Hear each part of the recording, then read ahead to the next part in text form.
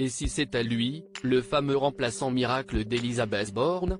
Tandis que le président est pris au piège par la date fatidique de la fin des 100 jours d'apaisement qu'il a promis après la controversée réforme des retraites, les rumeurs se font de plus en plus insistantes sur un remaniement gouvernemental important, au point que le chef d'État songerait à changer l'occupant de Matignon, pour tourner une bonne fois pour toute cette page.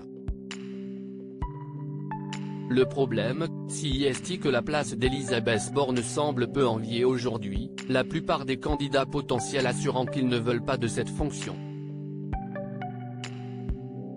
Dernier en date dans ce petit jeu, rapportent nos confrères de l'Express dans un article paru ce jeudi 22 juin, Richard Ferrand, ex-président de l'Assemblée nationale lors du premier mandat d'Emmanuel Macron est fidèle parmi les fidèles du président. Mais lui aussi l'assure, il ne fait pas campagne pour Matignon et n'est plus actif selon ses dires. Pourtant, en off, le président du bureau exécutif de Renaissance tient un autre discours. Affirmant qu'il ne voit pas l'impérieuse nécessité de remplacer Elisabeth Borne, il se refuse tout de même à écarter l'hypothèse de prendre sa place si le président l'appelle, même s'il faudra vraiment de très bons arguments pour le convaincre. Avant de conclure, il ne faut jamais dire jamais, si est-il le meilleur moyen pour passer pour un imbécile. L'hypothèse Richard Ferrand n'est donc pas à enterrer.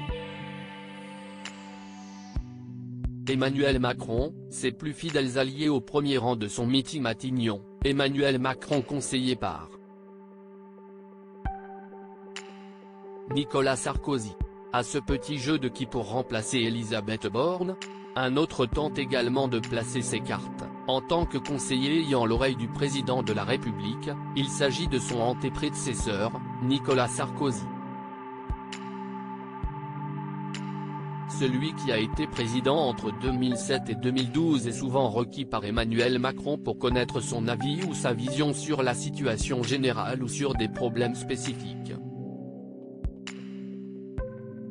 Sur le cas de la première ministre, Nicolas Sarkozy a clairement appelé le président actuel à la remplacer par un élément de la droite, les noms de Christine Lagarde ou encore de Sébastien Lecornu ayant été évoqués.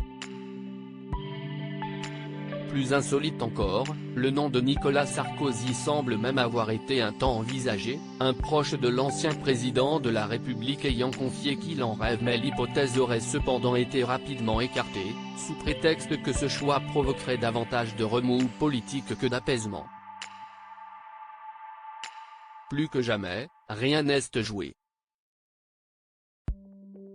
Crédit photo, Stéphane Le Mouton.